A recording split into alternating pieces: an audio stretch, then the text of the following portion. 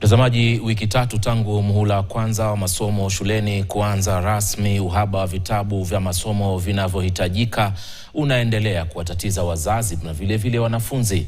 Licha ya serikali kutoa hakikisho ya usambazaji na wachapishaji kuthibitisha upatikanaji wa vitabu madukani, wanafunzi wengi bado hawana vitabu muhimu ambavyo havipatikani. Ann Musungu na maelezo zaidi. Wiki chache baada ya shule kufunguliwa kwa masomo ya muhula wa kwanza, wazazi bado wanakabiliana na changamoto ya kutopatikana kwa vitabu, hali inayowaacha wanafunzi wengi bila vifaa muhimu vya masomo licha ya juhudi za kuhakikisha upatikanaji wake. Faith, mzazi wa mwanafunzi wa darasa la gredi ya 7 katika shule moja ya umma, anathibitisha kuwa mwanawe hajapokea vitabu vyovyote kutoka shuleni.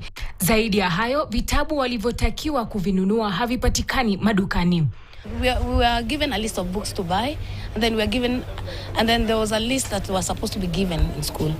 But okay, we've not gotten those, but it is in the progress of getting the books. But as the list that were given, we cannot get some of the books, so we don't know what to do. And then the books are too expensive. Kwa Jerome Odongo, hali ni ngumu vile.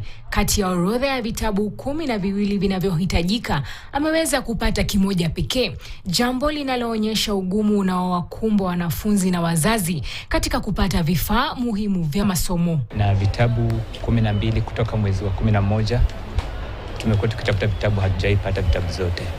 Tumekuwa na shida sana kuingia hapa kila wakati kutafuta vitabu. Until now vitabu yenye tumepewa vitabu mpya hazijaipatikana kwa shelves.